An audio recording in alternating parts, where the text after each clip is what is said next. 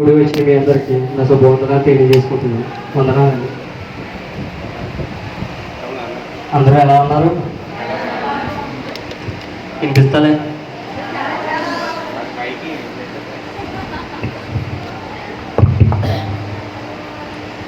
ఎలా ఉన్నారు? ఎంతమంది ఉన్నారు? అందరూ బాగున్నారు. నేను ఎవరెవరు బాగున్నారు అనలేదు, ఎంతమంది ఉన్నారు.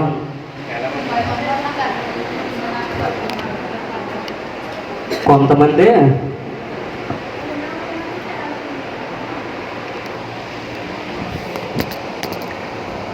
ఏంటి అంగయ్య అడిగిన క్వశ్చన్ అడిగింది అనుకుంటున్నారా? నేనేం ప్రశ్నించడానికి రాలేదు, కానీ ఓ మాట చెప్దామని వచ్చాను.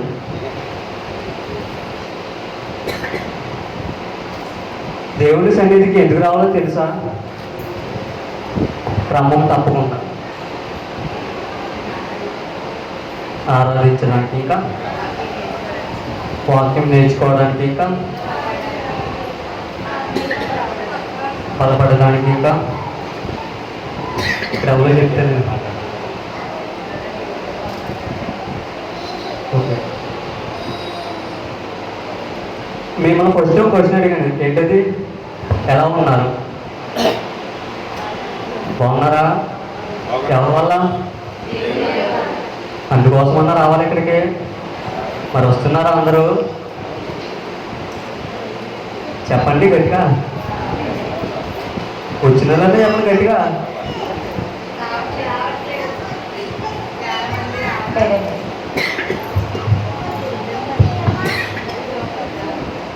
మీకు ఈ కృప, ఇటు స్థితి, ఇటు భాగ్యం అంటే మంచి ఆరోగ్యం ఇచ్చారా? ఆర్థికంగా మంచి స్థితిలో పెట్టారా? ఎవరు? అందుకని ఇక్కడికి రావాలా? వస్తున్నారా? మరి అందరూ వస్తున్నారు.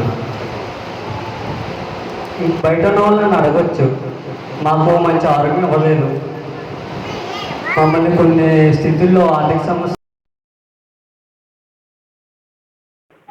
దేవుడా మమ్మల్ని ఆర్థిక సమస్యతో బాధపడుతున్నాం. ఎన్ని సంవత్సరాలు సన్నిధానానికి వచ్చినా మాకు అప్పులు తీరడం లేదు అని అంటారు.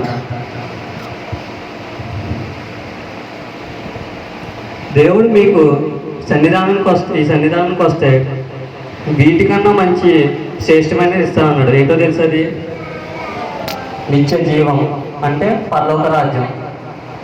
మరి మీరు ఈ లోకంలో ఉండే అప్పుల కోసమని, ఆరోగ్య బాధల కోసమని, ఆరోగ్య సమస్యల కోసమని భయపడుతూ శరీరంలో ఏ శక్తి లేదని అనుకుంటూ రావడం మానేస్తున్నారు. ఇది మంచిదా చెడ్డదా? దేవుడికి ఇది ఇష్టకరమా? దేవుడి సన్నిధిలో ఆరోగ్యం ఎందుకు రాదు? మీరు శ్రేష్టంగా మనస్ఫూర్తిగా ప్రార్థిస్తే వస్తుందా?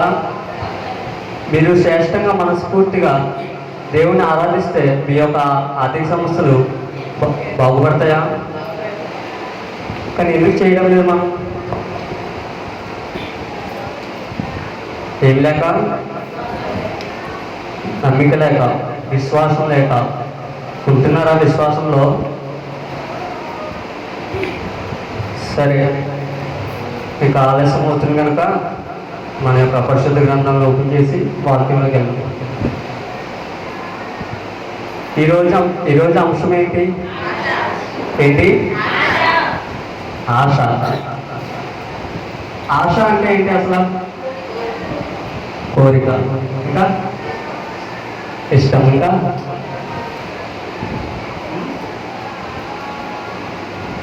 ఆశ అనగా కోరిక, అపేక్ష, అభిలాష, ఇంకా చెప్పాలంటే ఆసక్తి అని కూడా అంటారు. ఇవన్నీ మనకి పదజాలంలో ఉంటాయి. ఈరోజు మనం ఈ యొక్క సందేశాన్ని కొన్ని ప్రశ్నలతో స్టార్ట్ చేసుకుందాం. ముందుగా పరిశుద్ధ గ్రంథం నుంచి కీర్తన గ్రంథము 42వ అధ్యాయం 1వ వచనం.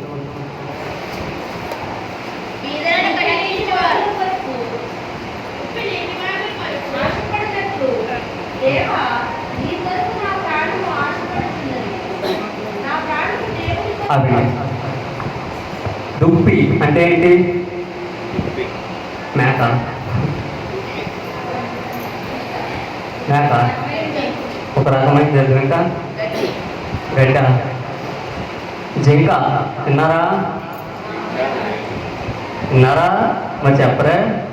దుప్పు అంటే మేక అంటున్నారు, గడ్డ అంటున్నారు. దుప్పి అంటే తెలుసుకండి ఇప్పుడు. జింక. జింక ఎక్కడ నివసిస్తుంది? అడవిలో ఉంటుంది. అడవిలో ఇంకేక జంతువులు ఏముంటాయి? పులి, సింహం, ఇలా క్రూర జంతువులు ఉంటాయి.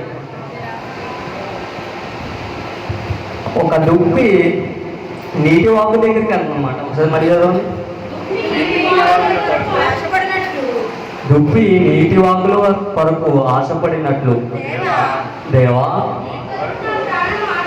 నీ కొరకు నా ప్రాణం ఆశపడుచున్నది. ఇక్కడ దుప్పి నీటి వాగుల కోసం ఎందుకు వెళ్తుందో చెప్పగలరు ఎవరన్నా? దాహం తీర్చుకోవడానికి. ఇంకా ఉన్నాయి. అలాగైతే మరి మిగతా జంతువుల గురించి చెప్పచ్చు కదా. దుప్పి దగ్గర ఒక దుర్వాసన వస్తుంది అన్నమాట. ఏమొస్తుంది? ఎందుకు వస్తుంది? అది అడవిలో ఉంది కాబట్టి. ఇప్పుడు క్రూర జంతువులు దుర్వాసనకి బాగా అట్రాక్ట్ అవుతాయి అన్నమాట. ఇప్పుడు జింకను పట్టుకోవాలంటే దాని వాసన బట్టి క్రూర జంతువులు వాటిని పట్టుకుంటాయి. దుప్పి వీటి నుంచి తప్పించుకోవాలంటే దాని యొక్క శరీరాన్ని శుభ్రం చేసుకోవాలి. అందుకొరకు అది ఎక్కడికి వెళ్ళాలి? నీటి వాగుల కొరకు. అంటే చెరువుల దగ్గర కానీ ఎక్కడ నీటి ప్రదేశం ఉంటే అక్కడికి వెళ్తాయి. ఇప్పుడు దేవుడు కీర్తనకారుడు ఏం చెప్తున్నాడంటే దుప్పి నీటి వాగుల కొరకు ఆశపడినట్లు దేవా నీ కొరకు నా ప్రాణము ఆశపడుచున్నది. కీర్తనకారుడు ఏం చెప్తున్నాడంటే కీర్తనకారుడికి ఏమన్నా సాతాను శోధనలు ఉన్నాయా? ఉంటాయి. ఆ శోధనను తప్పించుకోవాలంటే కీర్తనకారుడు ఎవరి దగ్గరికి వెళ్తున్నాడు? ఇక్కడ ఎవరి దగ్గరికి? దేవుని దగ్గరికి వెళ్తున్నారు. దుప్పి ఎలాగైతే ఒక నీటి వాగు దగ్గరికి వెళ్ళి తన యొక్క శరీరాన్ని శుభ్రం చేసుకుంటుందో కీర్తనాకారుడు కూడా తన యొక్క ఆత్మను ఈ యొక్క పరిశుద్ధ గ్రంథం ద్వారా అంటే దేవుని ద్వారా తన యొక్క ఆత్మను పరిశుద్ధపరుచుకుంటున్నాడు. ఆ విధంగా ఈ లోకంలో సాతాను నుంచి తనను తాను రక్షించుకుంటున్నాడు. అలాగే మీ ముందు ఈరోజు కొన్ని ప్రశ్నలు ఉంచాలనుకుంటున్నానని చెప్పాను కదా. చెప్పానా? దాంట్లో మొదటి ప్రశ్న, ఎవరి మీద ఆశ కలిగి ఉండాలి? ఎవరి మీద? ఓకే, దానికి రిఫరెన్స్ చెప్పనా? కీర్తనలు 42వ అధ్యాయం 1వ వచనం.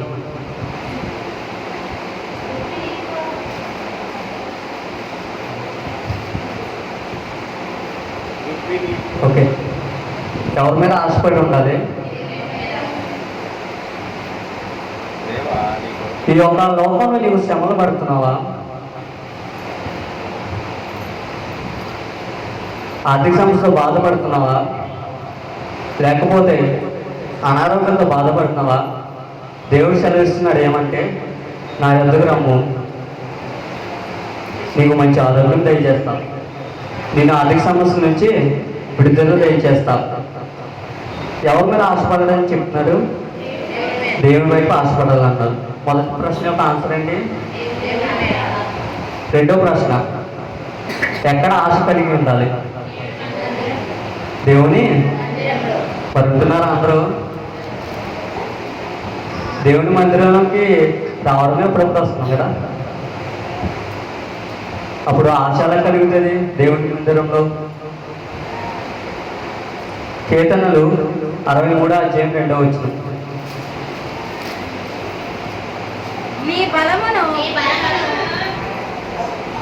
నీ ప్రభావమును చూడవలెనని పరిశుద్ధ ఆలయమందు నేనెంతో ఆశతో నీ తట్టు కనిపెట్టి ఉన్నాను. హల్లెలూయా. ఎక్కడ ఆశ పెట్టుకోవాలనున్నది? ఈ పరిశుద్ధ. మరి పరిశుద్ధ ఆలయం అందు మనం ఆశ పెట్టుకొని ఉండాలంటే ఫస్ట్ ఎక్కడికి రావాలి? దేవుని సన్నిధికి రావాలి. మరి వచ్చాము అందరూ? ఓకే, థర్డ్ క్వశ్చన్కి వెళ్దాం. ఎవరు ఆశ తీరుస్తారు? ఎవరు? బాగా డెవలప్ అయిపోయిన అందరం. ఇప్పుడు ఎవరి ఆశను తీరుస్తారు? ఎవరి? నీ ఆశలు, ఇంకా అందరి ఆశలు. ముందుగా ఆశలు రెండు రకాలు. ఎన్ని రకాలు? మొదటిది భక్తిహీనుని ఆశ. ఎవరిది? రెండవది నీతిమంతుని ఆశ. సరే, ఫస్ట్ నీతిమంతుని ఆశ గురించి నేర్చుకున్నామే. నీతిమంతుని ఆశ, దీని గురించి కీర్తనలు 130 అధ్యాయం 7వ వచనం.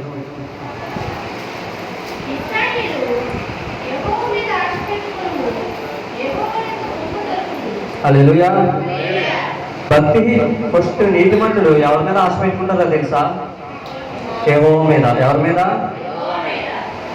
దీని విధముగానే కీర్తనలు 131 అధ్యాయం 3వ వచనంలో, 146 5వ వచనంలో కూడా ఇదే మాట ఉంటుంది. ఎవరి మీద ఆశ పెట్టుకోవాలని ఉంటుందంటే యెహోవా మీద. యెహోవా అంటే దేవుడే కదా. దాని తర్వాత కీర్తనలు 119 అధ్యాయం 74వ వచనం.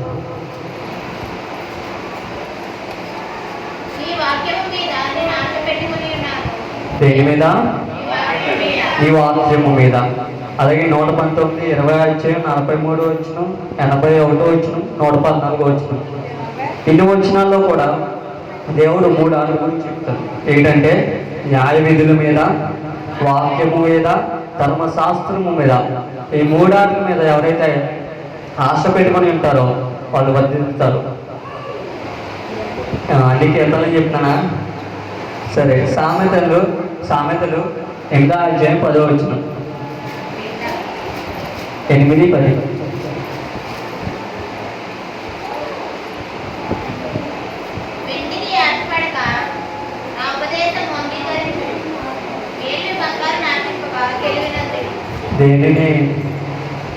దేనిని ఆలకించాలి?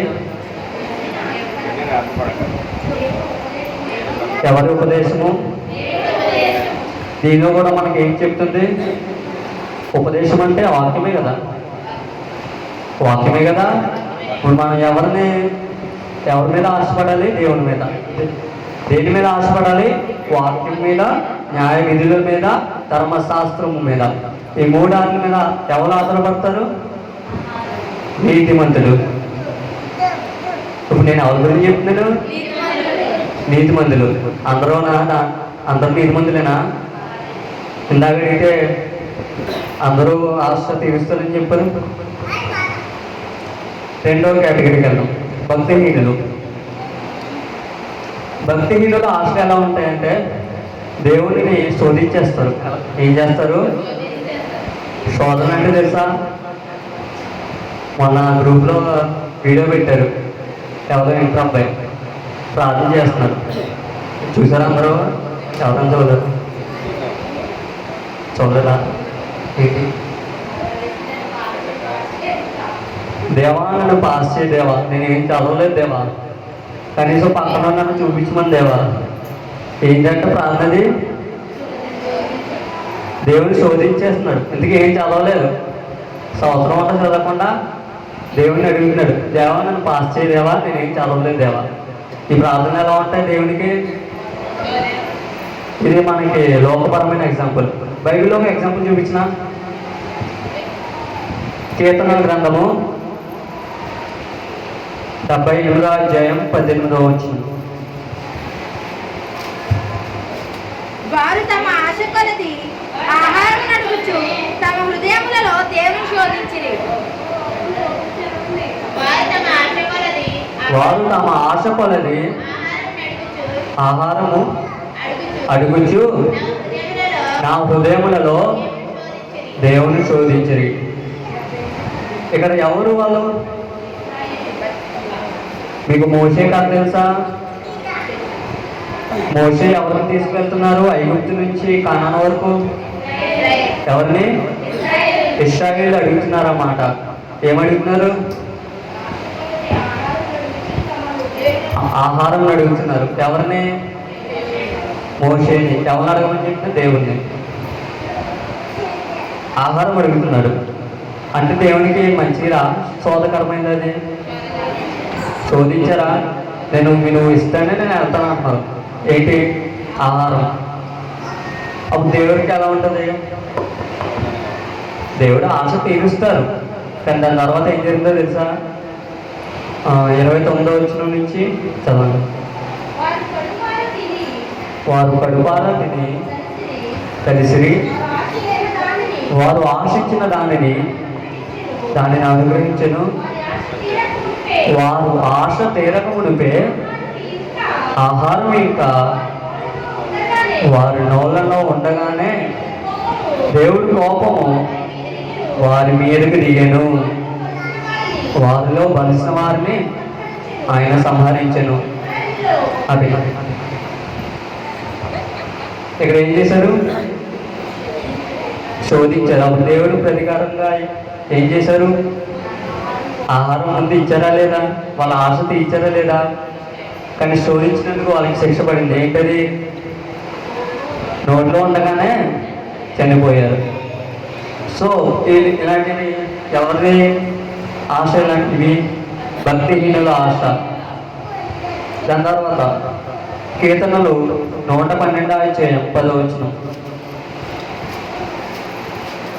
భక్తిహీనుల ఆశ ఏమవుతుందో ఉంటుంది. భక్తిహీనులు దాన్ని చూచి చింతపడుదురు, వారి కళ్ళు కొడుకొచ్చు క్షీణించిపోదురు. భక్తిహీనుల ఆశ భంగమైపోవును. ఎవరి ఆశ భంగమైపోవును? ఇప్పుడు మనం ఎవరి ఆశలో ఉన్నాం? మనకి ఎలాంటి ఆశ ఉంది? నీతిమంతుల ఆశ, భక్తిహీనుల ఆశ. మీ యొక్క ఆశలు అన్నీ సఫలం అవుతున్నాయా? అన్నీ చెప్పాలి, అవుతున్నాయా? అప్పుడు మీరు భక్తిహీనులా లేకపోతే నీతిమంతులు అంటారా?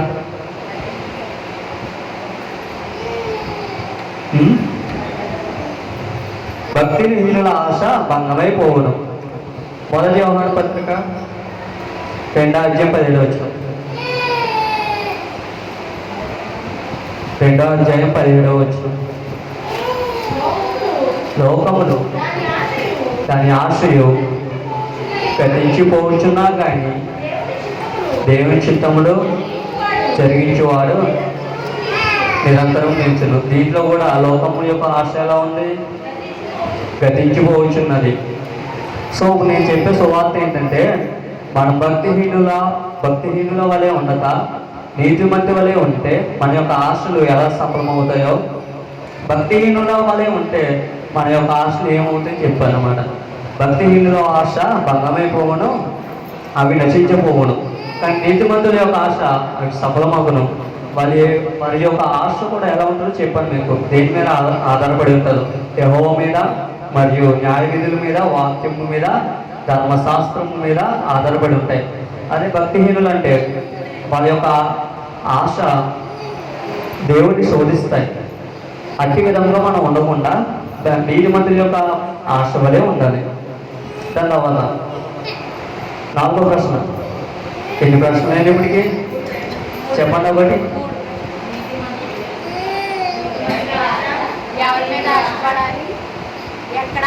ఫస్ట్ క్వశ్చన్ నేను చెప్పాలి. ఎవరి మీద ఆశపడాలి? ఎవరి మీద ఆశ కలిగి ఉండాలి? ఎక్కడ ఆశ కలిగి ఉండాలి? రెండో క్వశ్చన్. ఎక్కడ? దేవుని సన్నిధిలో. 3వ క్వశ్చన్. ఎవరి ఆశ తీరుస్తారు? ఎవరి ఆశ? నీతిమంతుల, భక్తిహీనుల? ఇప్పుడు 4వ క్వశ్చన్. ఆశ కలిగి ఉంటే ఆయన ఏం చేస్తాడు?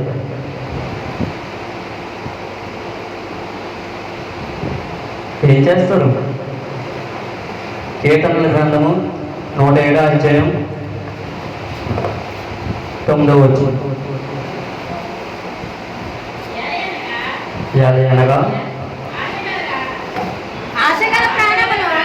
ఆశ గల ప్రాణమును ఆయన తృప్తిపరిచెదను. ఆకలి కొని వారికి ప్రాణమును మేలుతో నింపి ఉన్నాడు. ఆశగల ప్రాణాన్ని ఆయన ఏం చేస్తానని వాగ్దానం ఇచ్చారు? తృప్తిపరుస్తారు. ఎవరి ఆశ చెప్పాను కదా మీకు ఆల్రెడీ, నీతిమంతుని ఆశ. మీకు వచ్చిన స్టోరీ చెప్తాం అనుకుంటున్నా, రియల్ లైఫ్లో జరిగిన స్టోరీ వింటారా? ఇది కరోనా టైంలో జరిగిందనమాట. ఒక తల్లి ఉంది, ఎవరున్నారు? తల్లి మరొకరు ఉంటారు కదా. ఆ తల్లికి ఒక కుమారుడు ఉన్నాడు. ఆ కుమారుడు ఒక 7th 8th క్లాస్ అనుకున్నాం. ఏ క్లాసు? ఏ క్లాసు? అందరూ చూడాలి.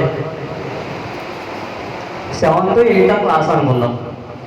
ఆ కుమారుడికి చిన్నప్పటి నుంచి అనారోగ్య సమస్యలు ఉన్నాయి. ఏమున్నాయి? తల్లి భక్తిపరులే, తండ్రి భక్తిపరుడే, వాళ్ళు ప్రార్థిస్తారు. కానీ కుమారుడికి ఏమున్నాయి? ఏమున్నాయి? అనారోగ్య సమస్యలు ఉన్నాయి. ఒకరోజు కరోనా రాకముందు, జస్ట్ అప్పుడే కరోనా ఎంటర్ అవుతుంది అన్న టైంలో ఆ కుమారుడికి టైఫాయిడ్ జ్వరం వచ్చింది అనమాట. ఏమొచ్చింది? వచ్చిందా? వాళ్ళని హాస్పిటల్కి తీసుకెళ్ళారు. ఆ కుమారుని హాస్పిటల్కి తీసుకెళ్తే తనని ఒక 15 days 2 weeks హాస్పిటల్లో పెట్టారనమాట. జాయిన్ చేయించుకున్నారు. దాని తర్వాత తనని డిశ్చార్జ్ చేశారు. తనకి మంచి దేవుని దయ వల్ల మంచి ఆరోగ్యం వచ్చింది. మళ్ళీ ఒక 2 weeks తర్వాత మళ్ళీ జ్వరం వచ్చింది. ఏమొచ్చింది? అప్పుడు మళ్ళీ తనని ఎక్కడ జాయిన్ చేశారు? హాస్పిటల్లో జాయిన్ చేశారు. ఒక 5 days ఉంచారన్నమాట. ఉంచి తనను మళ్ళీ డిశ్చార్జ్ చేస్తారు. తనకి అప్పుడు కూడా మంచి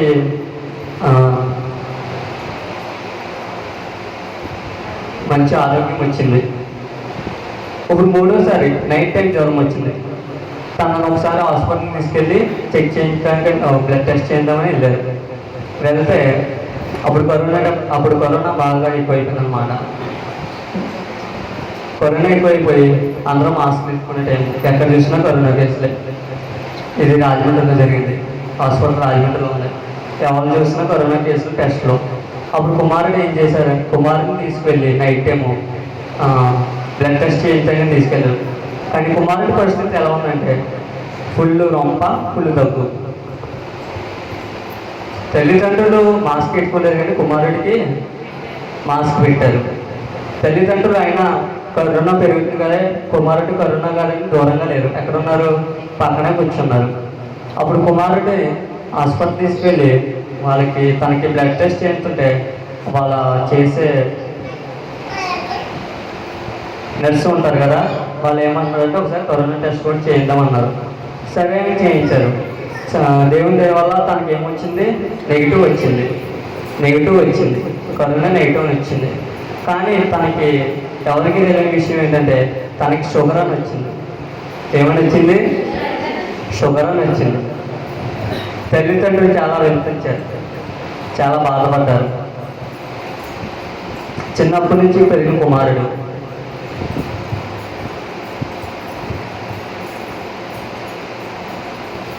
సడన్గా షుగర్ ఏంటి అని వాళ్ళు బాగా ఆలోచించారు.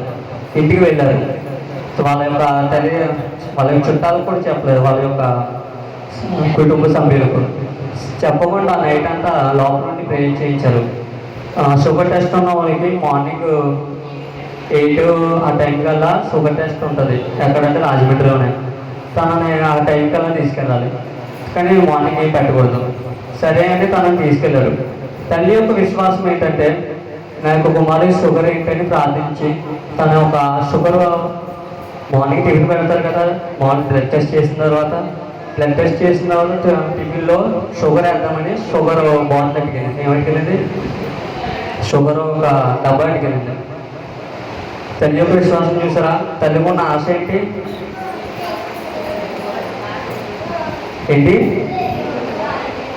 తనని బాగుపరుస్తారని ఆశ. ఏంటది? తన యొక్క నైట్ అంతా ప్రార్థించారు. దేని కొరకు? కుమారుడి బాగు చేయాలని. కానీ అది అసలు పాసిబులేనా? షుగర్ నైట్లో కట్టారా? పాసిబులేనా? సరే అని తను హాస్పిటల్ తీసుకెళ్ళారు. బ్లడ్ టెస్ట్ చేశారు మార్నింగ్. దాని తర్వాత తనకి టిఫిన్ పెట్టేటప్పుడు షుగర్తోనే టిఫిన్ వేయడం. మళ్ళీ సెకండ్ టైం బ్లడ్ ఇచ్చి రిపోర్ట్ల కోసం వెళ్ళారు. రిపోర్ట్ల కోసం వెళ్ళినప్పుడు అక్కడ ఒక గొప్ప ఆశ్చర్యమైన కార్యం జరిగింది. ఏంటో తెలుసా? అక్కడ షుగర్ లేదని హల్లెలూయా అది ఉందని చెప్పింది. దేవుడు తన యొక్క ఆశను నెరవేర్చారా? దేని ద్వారా? తన యొక్క విశ్వాసం ద్వారా, తన యొక్క ప్రార్థన ద్వారా. ఇప్పుడు నేను చెప్పే సువార్త ఏంటంటే, మీరు ప్రార్థన చేసి మీరు విశ్వాసంగా ఉంటే మీ యొక్క ఆశను తాను నెరవేరుస్తారు కదా. మీరు కూడా అట్టి స్థితిలో ఉండాలి. దాని తర్వాత నేను నెక్స్ట్ క్వశ్చన్కి వెళ్ళిపోదాం. ఎన్ని క్వశ్చన్ అడిగినప్పటికీ 4 క్వశ్చన్ మళ్ళీ చెప్తారా? సరే, 5వ క్వశ్చన్, ఆశ ఎలా పడాలి? ఎలా పడాలి? నాతో చాలామంది అనొచ్చు, మేము చాలా ఆశల్లో భక్తిపరులమే, చాలా ఆశలు ఉన్నాయి, మాకు లోకపరంగా కారు కొనుక్కోవాలి ఉంది, లేకపోతే దాని సాయంగా మాకు ఇంకా డబ్బులు కావాలి, మాకు ఇంకా ఇలాంటి లోకపరమైన వస్తువులు కావాలని ఆశలు ఉంటాయి, మేము ఆ దేవుళ్ళు మంచి భక్తే చేస్తాం అని అంటారు. కానీ దేవుడు ఏం చెప్తున్నారు తెలుసా? మీరు అలాంటి ఆశలు కాదు. 1 యోహాను 5:14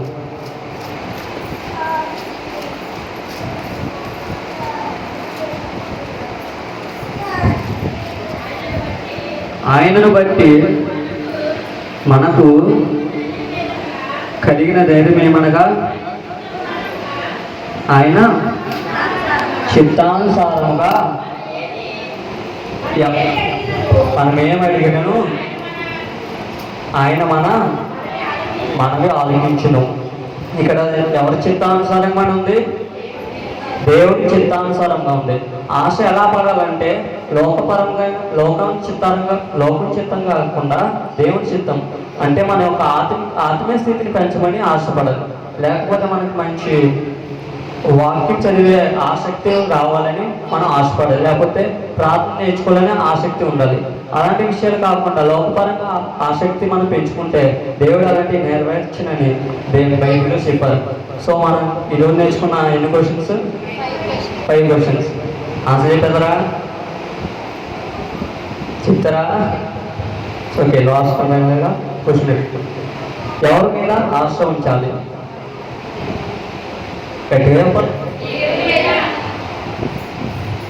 ఎక్కడ ఆశ కలిగి ఉండాలి? దేవుని మందిరంలో. ఎవరి ఆశ తీరుస్తారు? నీతిమంతుని ఆశ. ఆశ కలిగి ఉంటే ఆయన ఏమి చేస్తారు? తృప్తిపరుస్తాడు. ఏం పరుస్తాడు? లాస్ట్గా ఆశ ఎలా పడాలి? ఎవరి చిత్తంగా పడాలి? దేవుని చిత్తంగా ఆశ మనకి కలిగి ఉండాలి. ఇంతటితో నా మాటలు ముగిస్తున్నాను.